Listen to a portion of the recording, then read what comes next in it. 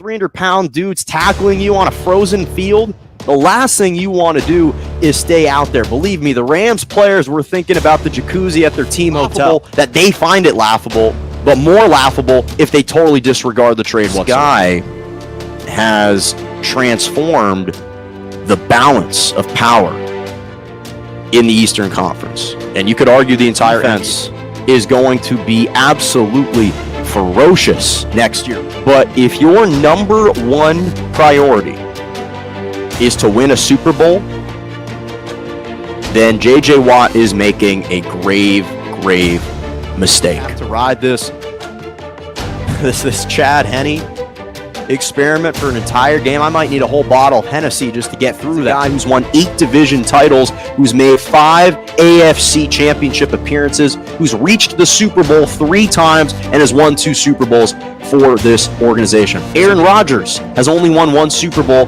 with Green Bay. Drew Brees has only won 1 Super Bowl with New Orleans. There's only 13 quarterbacks in NFL history that have won multiple Super Bowls, and Big Ben is one of those individuals.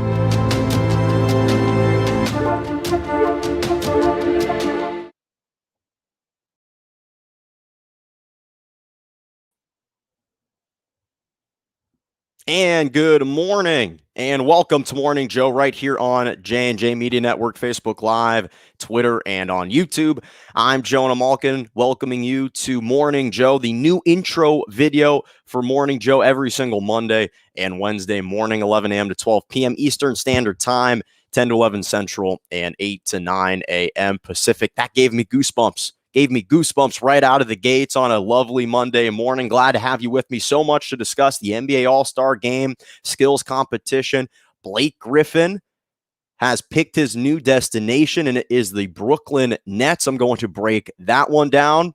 The Patriots looking to reunite with a former Patriots quarterback, and Tom Brady gifts the Tampa Bay Buccaneers an additional gift. Not to mention Paul George starting to reminisce a little bit about those 2019 playoffs against Damian Lillard. So all that is coming up towards the end of the show. But we start today with the NBA All-Star Game, Team LeBron versus Team Durant, although the caveat is that Durant didn't actually play. And for me, the NBA All-Star Game, compared to All-Star Games for any sport, you look at football, you look at baseball, to me, the NBA All-Star Game is the best All-Star Game out of any of those major sports. In the NFL, the Pro Bowl isn't really a legitimate football game. It's a non-contact game, obviously. Not all the players play. And baseball is a little bit more captivating, but to be honest, it's not the most captivating as opposed to the NBA, because the up and down nature of the NBA game just entices and excites me a little bit more than baseball. But what's always become clear is the evolution of the NBA. And normally that tends to manifest itself in the All-Star Game, because we know that the NBA over the last decade has become a shooter's league. We know that it's become just a firing range for marksmen that have range galore, unlimited, unhinged range. It's remarkable seeing the type of shooting displays that we're seeing year in and year out. And the All-Star Game is always the one game in the year where the shooting becomes the most prevalent aspect of the game, especially over the last decade.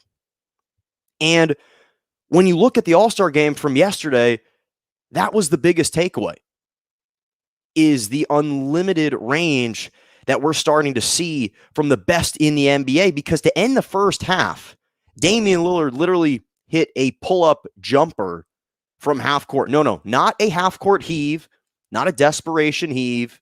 This was a refined, practiced jump shot that he absolutely nailed from half court. And then to follow that up, Steph Curry hit one from 43 feet right after on the next possession. These aren't just desperation prayers and miracles that you're hoping are going to fall into the basket. No, these are shots that they practice, that they work on. And the NBA's platform, and specifically the NBA All-Star Games platform, is the ultimate space that typically provides players with the opportunity to attempt the most outrageous wild shot attempts you can accurately get away with, that that in an ordinary game with stakes, you'd be pulled right out of the gates if you attempted a shot like that. Now, maybe Damian Lillard and Steph Curry wouldn't be pulled because Quinn Snyder and Steve Kerr understand the range of these two gentlemen. But normally that's the space of the All-Star game, is it provides players an opportunity kind of half-heartedly to attempt shots that they, under any other circumstance, would never dream about attempting. And it's an opportunity to be adventurous, to be courageous. We saw Giannis was 3 for 3 from the three-point line. I'm going to touch on his incredible performance, 16 of 16 from the floor. That's never been done before. But you look at the three-point shooting. Team LeBron was 31 of 61 from the three-point line. 61 three-pointers. Steph and Dame, each 8 for 16 from the three-point line. And I know that even though they were extremely complimentary of one another, the reality is this is personal pride for both of them. Because they saw what the other one was doing, and they're saying, hey, I'm going to one-up you. I'm going to top you. It was a personal bout between teammates, Steph and Damian Lillard, because when one hit a long distance tray, the other one attempted it, and normally it went in 50% of the time. And as I said, Giannis was 3 for 3 on three-pointers. He banked in 2 of them. Normally we say one time is a coincidence, 2 times is normally skill, but I don't know if anyone can say watching Giannis Antetokounmpo shoot 2 3-pointers and bank them all in. You should have heard, I don't know if you listened to the reaction from Reggie Miller was absolutely incredible to hear, because he was so consumed with Giannis retaining that 100% field goal shooting that when he saw Giannis let it go, he's like, no, don't do it. Oh, and then he banked it in. And all you could do is just kind of do the Michael Jordan shrug. Like, well, yeah, that's what I did. That's what I do. So the shooting display was phenomenal from Team LeBron. Team Durant, they were 27 of 72 from the three-point line, but I don't even want to dwell on the shooting percentage because I didn't note these shot attempts to kind of rebuke one game plan or to highlight the efficiency and the lack of efficiency displayed by these two teams. What I want to highlight is that this game, in its totality, sure, it had several memorable moments and was entertaining, but overall, it just felt like there was a lot left to be desired. It left a lot to be desired. And the best sequence of the entire night was a 2-minute sequence at the end of the first half when we saw Damian Lillard, Steph, and CP3 alley-oop dunks with a minute and 30 seconds left in the first half. That is a rare moment. Now, Damian Lillard will get up from time to time, although he's reticent to do that, and he picks in his spots, chooses his moments to dunk the basketball. Steph Curry, I've never seen him dunk a basketball in game in over like 3 years. CP3, I haven't seen dunk a basketball in game. Perhaps you can count the total number of times he's attempted that on your fingers, maybe 5 times in his career. At least I haven't seen it since he was with the New Orleans Hornets when they were still the Hornets at the time.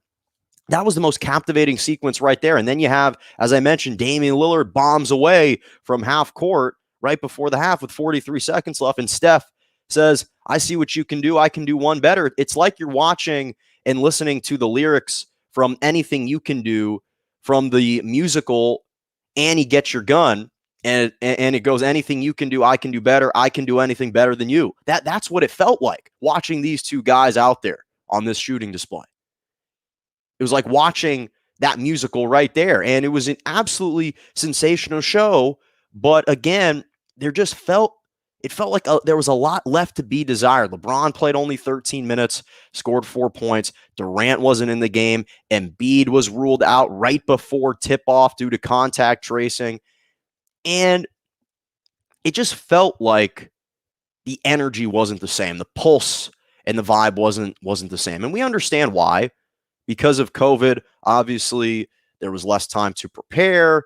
The entire weekend wasn't stretched out over 4 days. It was consolidated. and conflated into one day. And listen, I still love watching the All-Star game. It's super fun to see the best of the best showcase themselves. But to me, the biggest takeaway was just the shooting spree and the shooting frenzy that these NBA players were on. And it perfectly reflects and sums up where the NBA is trending. And then, of course, it was only fitting that Steph attempted a half-court shot at the end of the game to try and clinch it. He couldn't do it. And then Damian Lillard ended up icing the game with literally a half-court jumper that looked like he was shooting just a traditional three. And he iced it 170 to 150. Again, the actual game itself wasn't that competitive. Team LeBron won every single quarter, and LeBron didn't even play in the second half at all. So from a totality standpoint, from the game in a vacuum, the game itself wasn't necessarily that entertaining. But a couple sequences, to me, further encapsulated where the NBA is heading and where it has headed so far. And from that perspective, that was extremely fun to see. Now, transitioning to the skills challenge, I was a little bit skeptical coming into the skills challenge because we knew that the skills competition and the three-point competition were going to take place prior to the game. The dunk contest was going to take place during halftime. And we knew that Steph Curry was going to play inspired basketball. Not only in the game, we saw that reflected in the All-Star game itself, but in the three-point contest. Now, I want to start with the dunk contest because to me, this was something that I touched on Wednesday, which was that there was clearly a lack of juice and buzz surrounding this dunk contest. It was Anthony Simons, Cassius Stanley, and Obi Toppin. Again, I don't need to rehash where these players were from. Anthony Simons, a third-year player out of Portland. Cassius Stanley isn't even on the Indiana Pacers. He plays for their G League team, the Fort Wayne Mad Ants. And Obi Toppin was the 8th overall pick by the New York Knicks this past year, but he really is playing sparingly and seldom gets playing opportunities. But I will say this, Cassius Stanley got robbed the first score of his dunk. That first between the legs dunk was absolutely spectacular. And for the judges to score that a 44 was honestly kind of a disgrace. Now, again, I predicted Anthony Simons to win this dunk competition. And as proof, I told you I'd record it. And here is my clip from Wednesday from what I predicted in the dunk contest happening last night. And I said this on Monday, but for the dunk contest, my pick is Anthony Simons. I know Cassius Stanley's got bounce to him. I know that Obi Toppin's got some bounce to him. But Anthony Simons, if you haven't gotten a chance to check out his highlights with Portland, this guy who's 6'4" with a 6'7" wingspan can fly.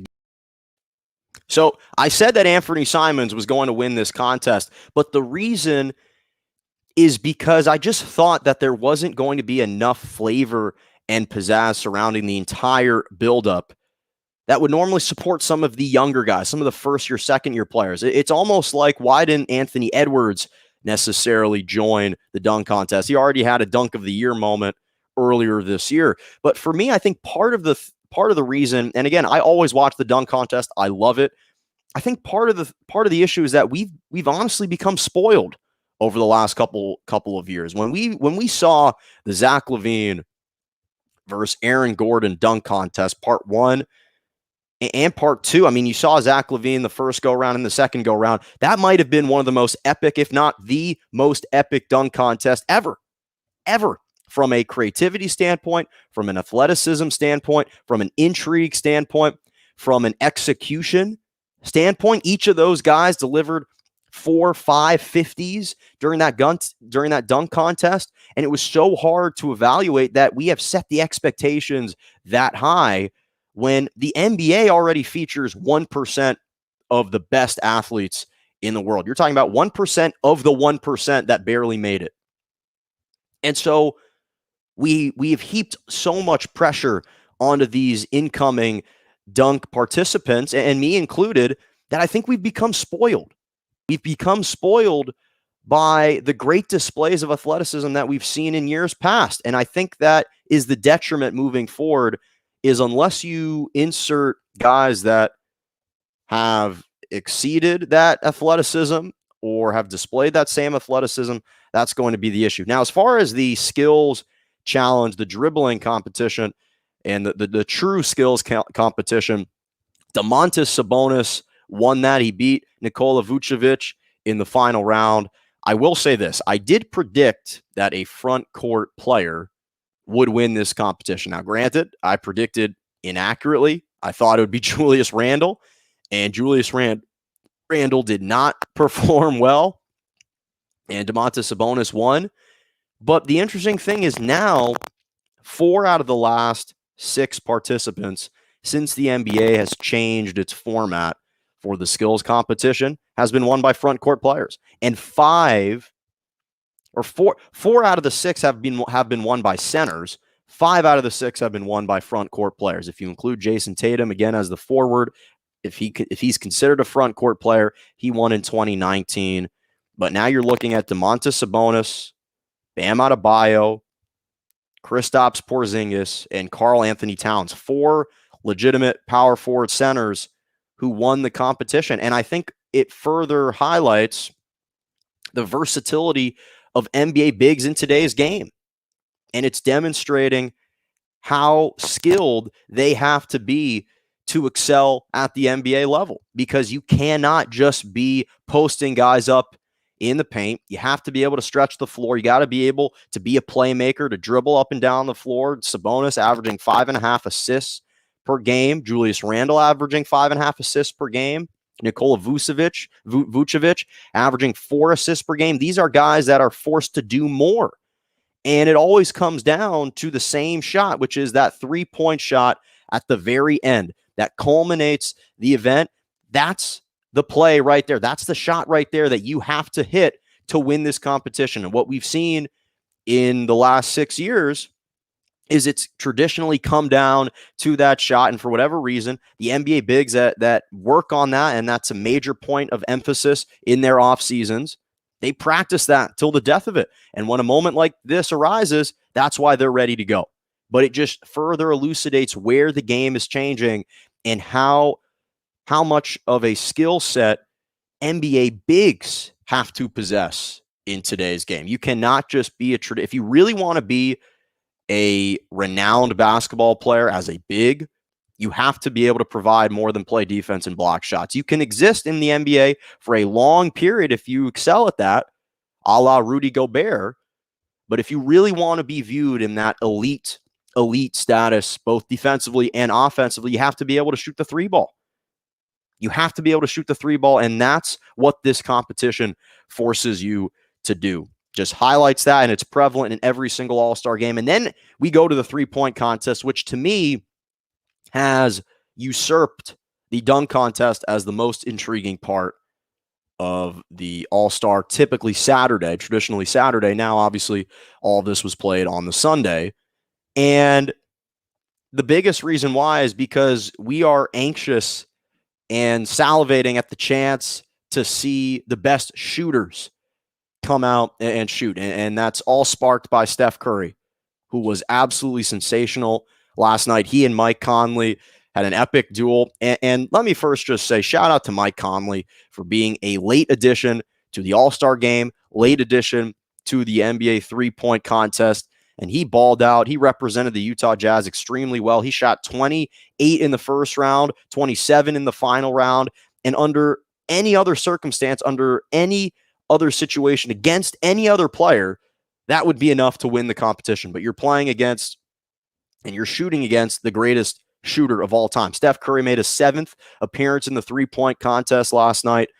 He won his 2nd 3-point contest last night. He actually became the first player to win non-consecutive 3-point contests. We saw that Larry Bird, Mark Price, some of these guys, Peja Stojakovic, Jason Kapono, they won consecutive 3-point contests, but never have they won non-consecutive 3-point contest. Same thing with Craig Hughes as well. But the interesting thing is that Steph Curry had to make the very final shot on his rack, the final money ball. He was trailing 26-27. He had to have the last money ball to win. He hit it from the corner.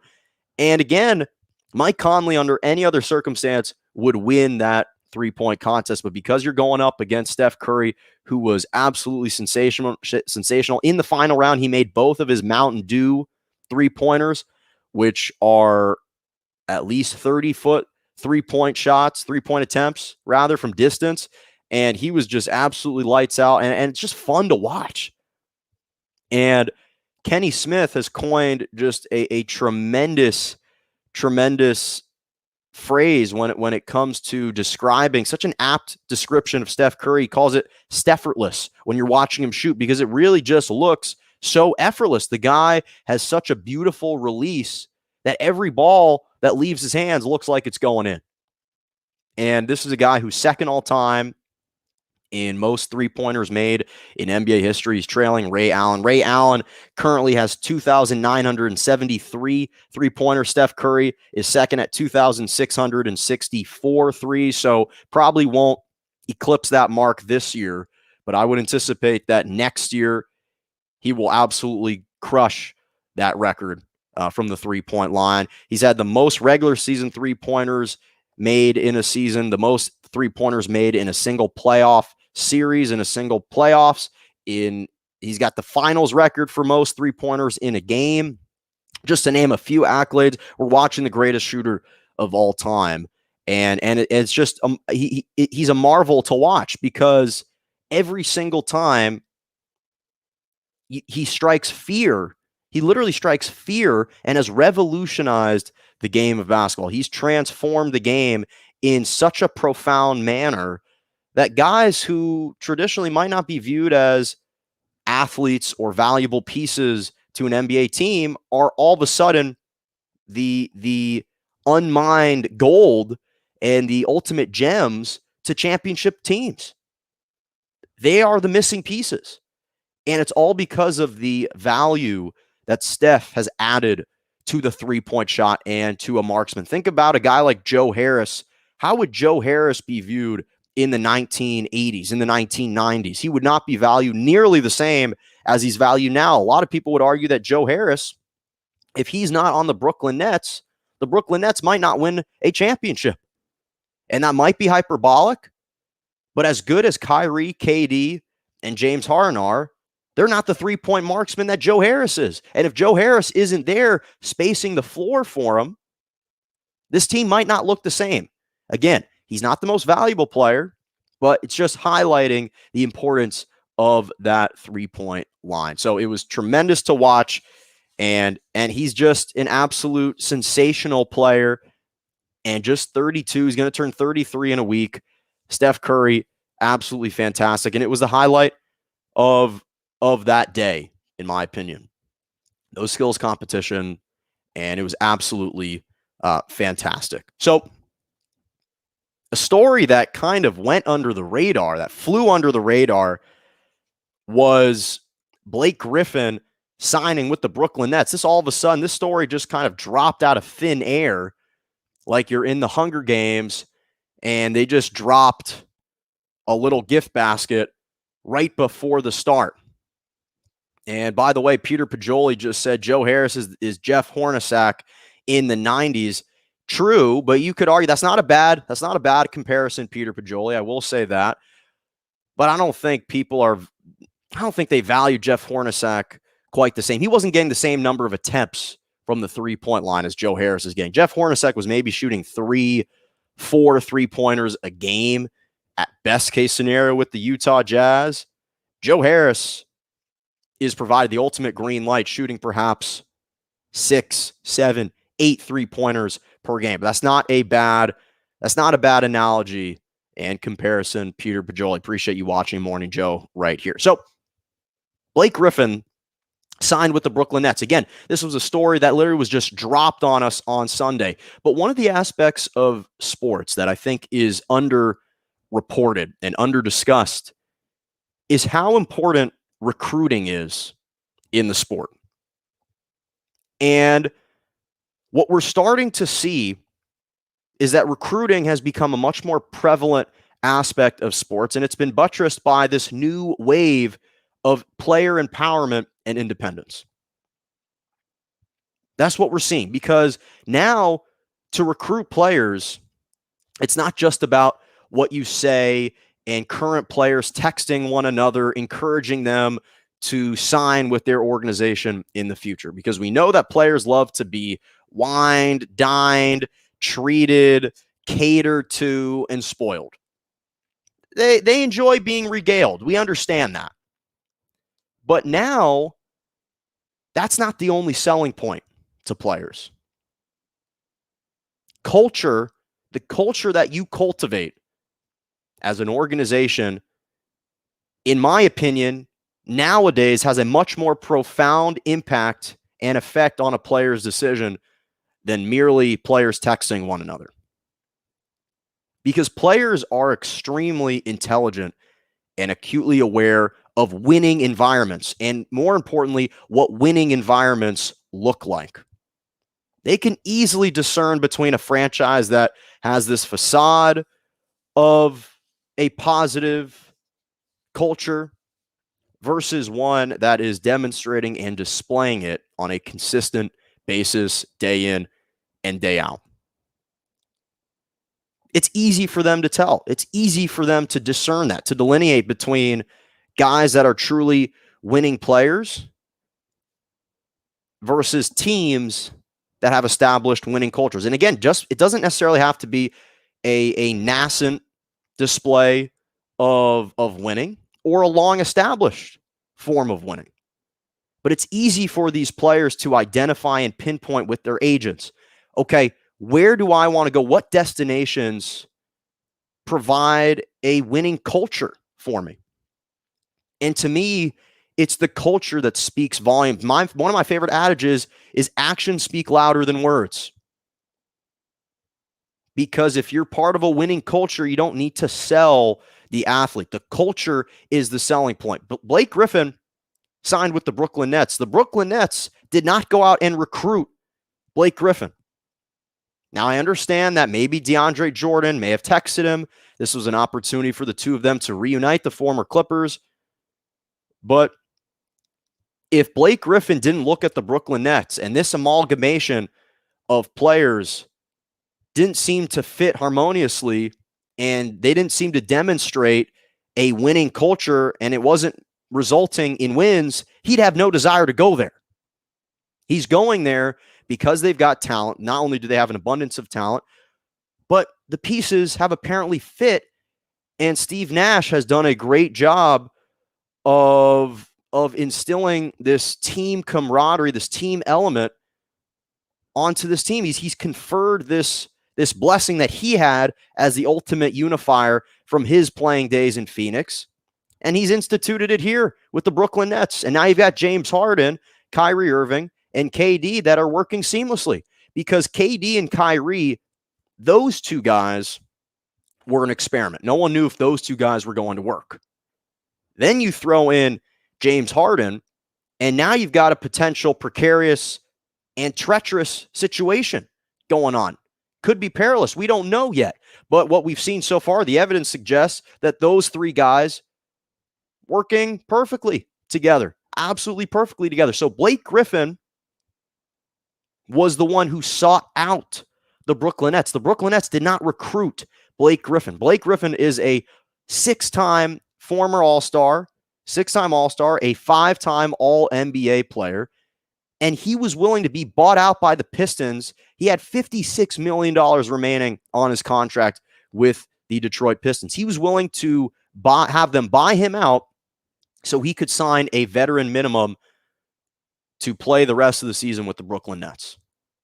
That's what a winning culture can provide. We talk about recruiting all the time, but letting the actions sell itself is oftentimes more important than the verbiage that's used to actually make a pitch to these athletes. And what we learned from this Blake Griffin signing is that's exactly the case. Now, from a strategic point, this is a great fit for Brooklyn, because when you look at the contenders that were interested in signing him, you had obviously the Brooklyn Nets, you had the Lakers, you had the Clippers, the Warriors, the Heat, and the Portland Trailblazers were all interested in Blake Griffin's services. The Nets were clearly the best piece, the best fit for him. And the reason is because they needed someone with a little bit more size who could completely kind of bow tie this small ball lineup for him. Because Bruce Brown, as effective as he's been at the center power forward, and he has served that role admirably, he's 6'4". He's 6'4", and he doesn't shoot the ball better than Blake Griffin. Say what you want about Blake Griffin. I know he's having a bad year. 12 points, 5 rebounds, a terrible shooting percentage, 36% from the floor, 31% from three. But the reality is, I have no doubt that in Brooklyn, New York, he's going to be rejuvenated. He's going to play more inspired, because he's going to be competing for an actual championship. And he's going to be playing with a team that has legitimate and realistic NBA title aspirations. Just look at Nicholas Batum. Nicholas Batum is the perfect example with the Charlotte Hornets. He's a guy whose career was floundering, and he was depressed. He looked like an absolute, for lack of a better term, bum in Charlotte. He was literally stealing money from the Charlotte Hornets. They were paying him $27 million to do what? To average 3.5 points per game last year in 25 games. And he shot abysmal percentage from three, abysmal percentage from the floor. And he was literally a thief in the night, taking money from the Charlotte Hornets. And I like Nick Batum. And now we're seeing who he truly is with the Clippers. He's a starter and a valuable rotational piece for the LA Clippers, who's actually provided a lot to a team that needed some stability, and a guy who could establish, once again, our favorite term, culture. And he's been playing really well. Nick Batum, he's the perfect example of you pull a guy out of a bad situation and you show him some future hope, some life, some light at the end of the tunnel. That's what's going to happen for Blake Griffin. And so I think that this will work out beautifully for the Brooklyn Nets, because this is a guy, Blake Griffin, who for his career has shot the three-point ball over 33.5% from the three-point line. Now, I'm not saying that when teams are defending Brooklyn, they're going to double Blake on the three-point line. No, obviously, out of all the marksmen that they have on the floor, you'd rather let Blake Griffin shoot that three-point shot. But if you think that you can just leave him absolutely wide open, he might make you pay. He absolutely might make you pay. And again, this is a team in the Nets that are looking to return to the NBA Finals for the first time since 2003. So I commend them for being aggressive, for going all in. But I will say this, because again, they already have established a winning culture, at least to this point. But one of the important life lessons that my dad has always shared with me when it comes to business is pigs get fed, hogs get slaughtered. If you're the Brooklyn Nets, you've taken a big chance with KD and Kyrie. Fortunately for you, they've worked. You take an even bigger risk adding James Harden. Somehow, those three have coalesced perfectly and have worked harmoniously. Now you're adding a guy in Blake Griffin who, yes, he's been humbled by the NBA, but still used to have a big ego, used to be a star. And so you just need to be wary of that. Now, again, I think that he'll just serve his role and understand what he's meant to do and who he's meant to be for this Brooklyn Nets team. And I think he'll be a productive player. But you are throwing 4 former and sometimes current All-Stars onto the same roster. So you just need to be wary of that if you are the Brooklyn Nets. Morning Joe right here, J&J Media Network, Facebook Live, Twitch TV, Twitter, YouTube. Follow, subscribe on YouTube, on Twitter with yours truly, Jonah Malkin, Mondays and Wednesday mornings, 11 a.m. to 12 p.m. Eastern Standard Time, 10 to 11 Central, and 8 to 9 a.m. Pacific. So Paul George made some interesting remarks about Damian Lillard last night after the All-Star game. I don't know if any of you got a chance to hear that. And he commented on the 2019 playoffs in which Damian Lillard sent his Oklahoma City Thunder packing on a walk-off buzzer beater 37-foot three-pointer over Paul George in Game 5 to clinch the series.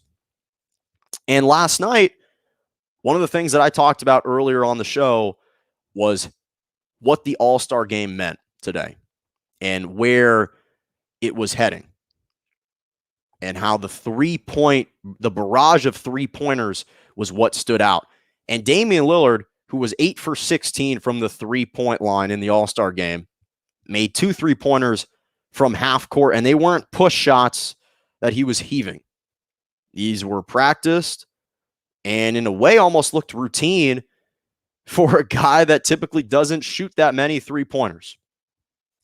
And it's interesting because when Paul George was asked about the shooting display, and specifically the long-distance shooting display from Damian Lillard, this is what he had to say. I was criticized for the right reasons. It's a great shot.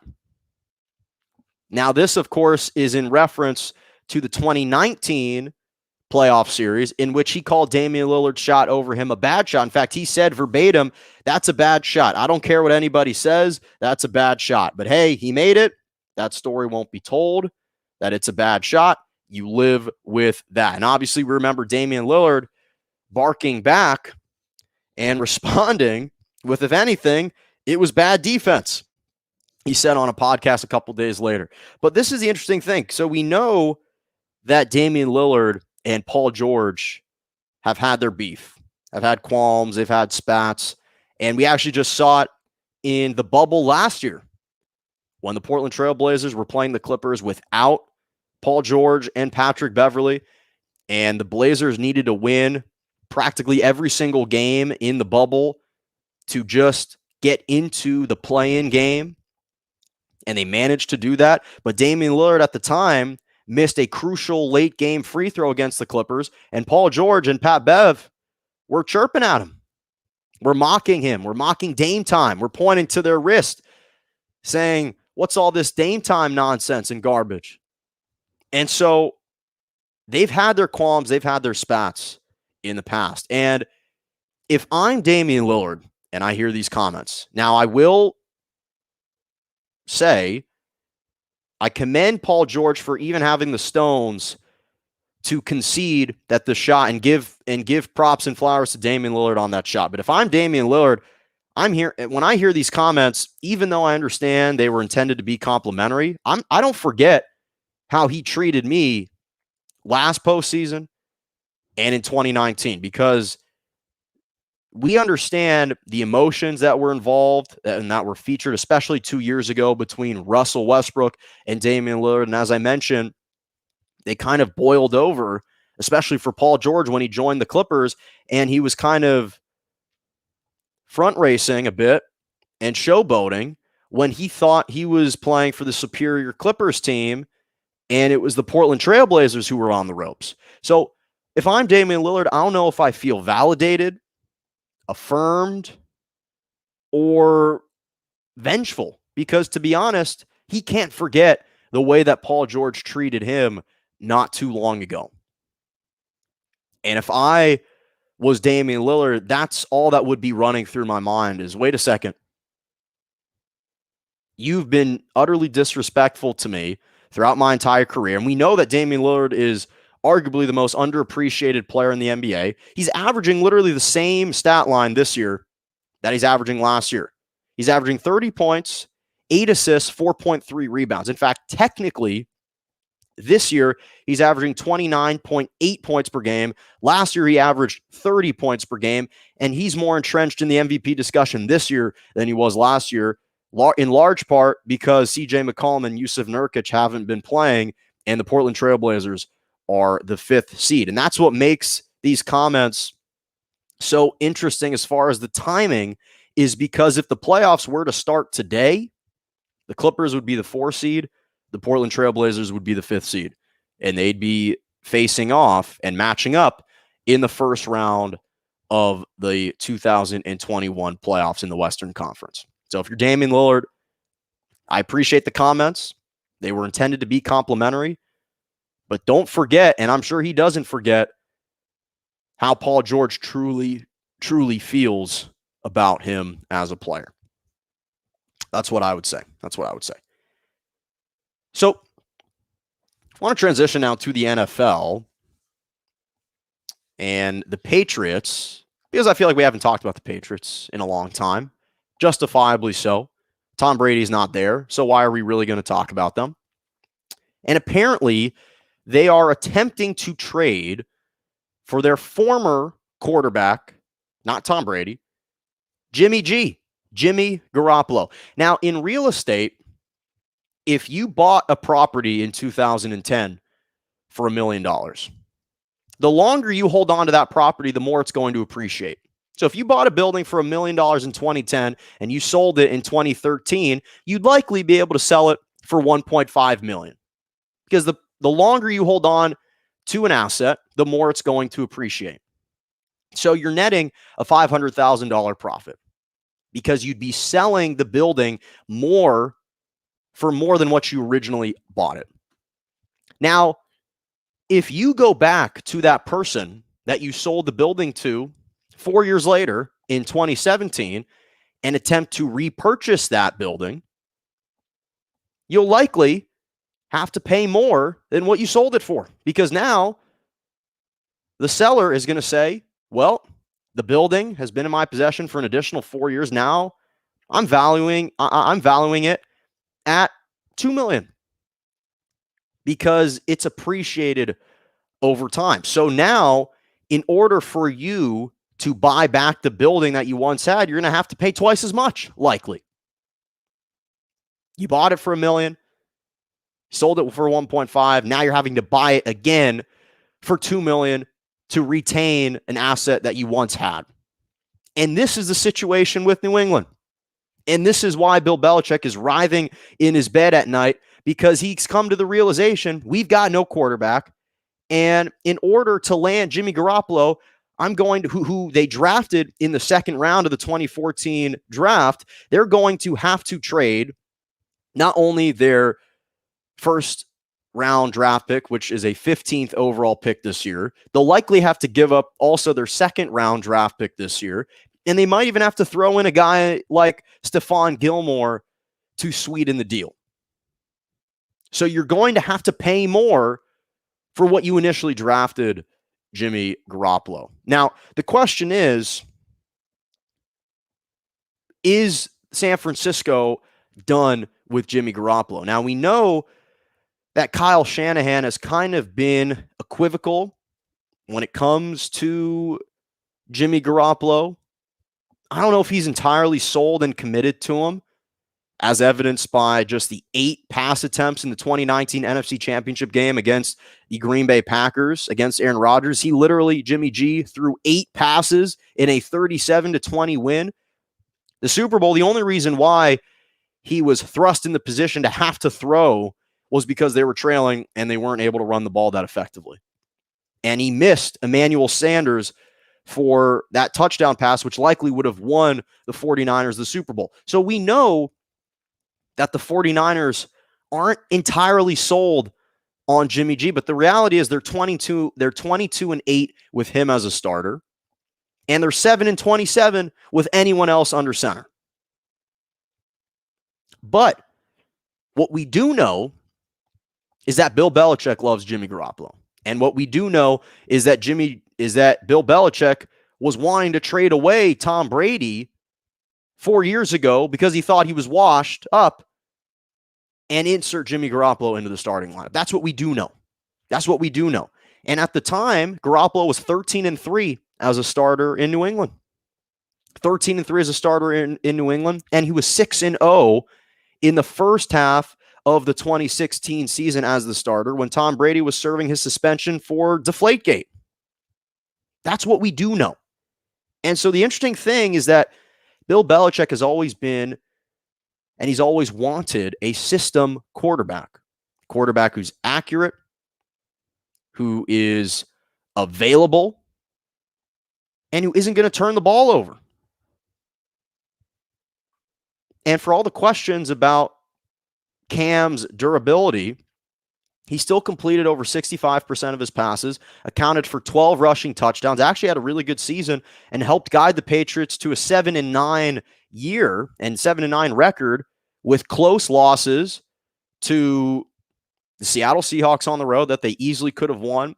They had the ball at the 2-yard line of Seattle with a chance to win it. Cam Newton got stuffed. And then against the Kansas City Chiefs on the road, they nearly won that with Cam Newton. And Cam Newton is a much more durable and mobile quarterback than Jimmy Garoppolo. And when you look at Jimmy G, there's no question that he's accurate. Excuse me. He's accurate. He's completed 67.5% of his passes for his career. But he's also extremely turnover prone because over the last 2 seasons, he's had the 3rd highest interception rate in the NFL over the last 2 seasons, and they've been on shorter pass attempts. These aren't deep pass attempts. These are on short pass attempts. That's the reality with Jimmy G. And then the obvious question and question mark surrounds his health, because he's only managed to make it through an entire season healthy one time. In his 4 seasons with the San Francisco 49ers, tore his ACL, has been sidelined with high ankle injuries. He only played intermittently in 6 games last year for the 49ers, but their record is so staggeringly better than it is without him. And so if you're Bill Belichick, to me, I understand he likes Jimmy Garoppolo. I don't necessarily know if that's a huge upgrade to a guy who is more turnover prone and less mobile and less durable than Cam Newton. Not to mention, you might have to give away any of your wide receivers just to trade for Jimmy Garoppolo. Now, I know there are some rumblings about potentially they'll have enough cap space to go after Allen Robinson if the Bears decide to tag him, but I'm just not entirely convinced that this is necessarily the best place for him to go. And it's just interesting because life comes at you full circle sometimes. And in the case of the New England Patriots, sometimes it comes at twice the cost. So that's the reality. Finally, last topic before my Malkins moments. And again, have some great Malkins moments for you right here on Morning Joe. Tom Brady is just the gift that keeps on giving.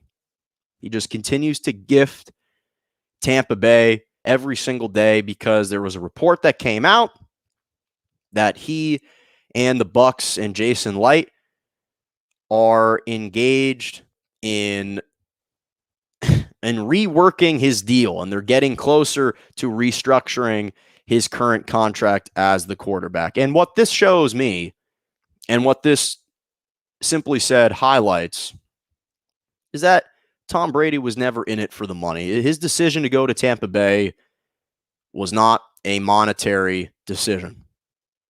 And quite frankly, it wasn't even about being compensated fairly for the services that he provides. What this was about was establishing the ultimate respect and appreciation. That's all he wanted, was respect and appreciation. And when he feels like he's in a situation that's conducive to winning, that he's playing for an organization that is demonstrating a propensity to be aggressive and to try and surround him with the right pieces and not settle for complacency, then he's going to do his part to create these more team-friendly deals, work with the front office to free up more cap space, to surround him with a winning team, to bring in guys that can help buffer this already stacked Tampa Bay Bucs lineup. And the 2 free agents, obviously, that are most talked about are Chris Godwin and Shaq Barrett. And right now, at least prior to Brady and the organization reworking their deal, they've got about $19 million in cap space. But all of that might have to go to Shaq Barrett. So that's part of the reason why Tom Brady is reworking this deal and just gifting the Tampa Bay Buccaneers more freedom and more room to pursue other guys, or in their case, retain some of their current players. And it's just that's the unselfishness for a guy that, again, threw over 4,600 yards, 40 touchdowns in the regular season, over 1,000 yards passing, 10 touchdowns in 4 playoff games last year, helped the Bucs win their second Super Bowl in franchise history.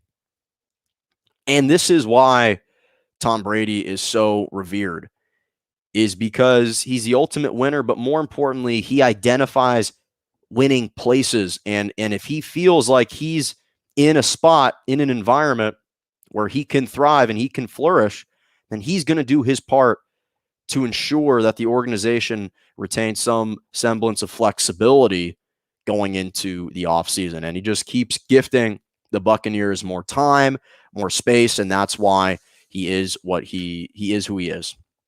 Final topic of the day, Malkin's Moments, is presented by J&J Media Network. So, couple big Malkin's moments for you. I was excited about this one. So the Portland Trailblazers, Anthony Simons, as I mentioned, won the NBA All-Star Dunk Contest. He actually just became the first ever Portland Trailblazer to win the dunk contest. It's hard to imagine that in all the years of the Portland Trailblazers, the Brandon Roy Portland Trailblazers, the Scottie Pippen Portland Trailblazers, that they didn't have anyone that has won the dunk contest. And Anthony Simons, of all people, is the first Portland Trailblazer to win. So a shout out to him. I did predict out of those three that he was going to win. So I'm glad to see that pick came to fruition, but congrats to him.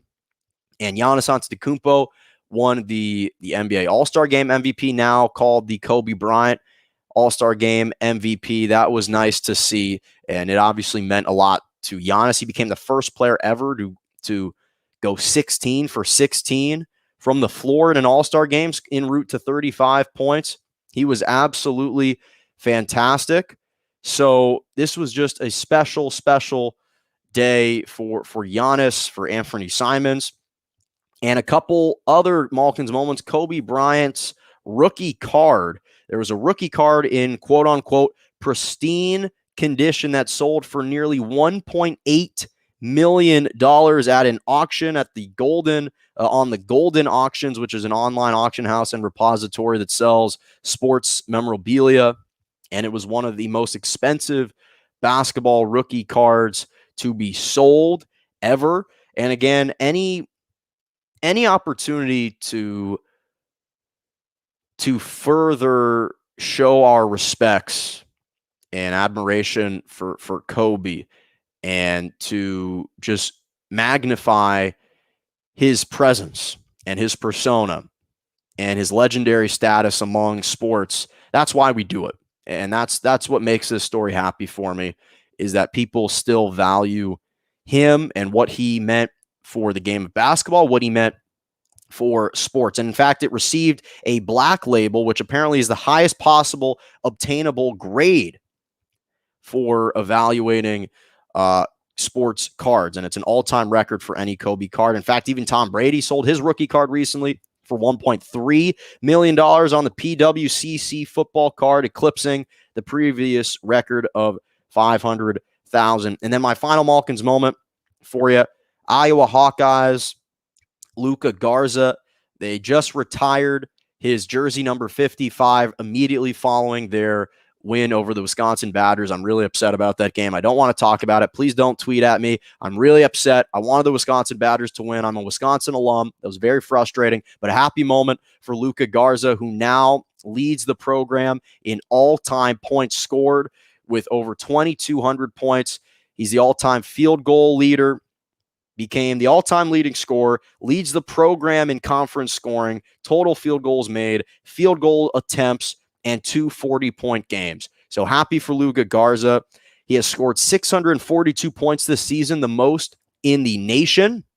And this is a guy who, for his career at Iowa, has averaged 18 points, 7 rebounds, 1.2 assists, 1.2 blocks in 4 years, on 54.5% from the floor, 36.5% from the three-point line for his career. And Iowa is certainly looking to make a big run, not only in the Big Ten tournament, but in the NCAA tournament as well. Well, that's all the time that I got for you. Thank you so much for joining me on Morning Joe every Monday and Wednesday morning, 11 a.m. to 12 p.m. Eastern Standard Time, 10 to 11 Central, and 8 to 9 a.m. Pacific on Twitter, YouTube, and Facebook Live. Make sure to like, review, subscribe. Go subscribe to the YouTube channel or follow me on Twitter at morning_Joe_ or at Jonah_Malcolm. Thank you so much for joining me. And as always, have a lovely rest of your morning.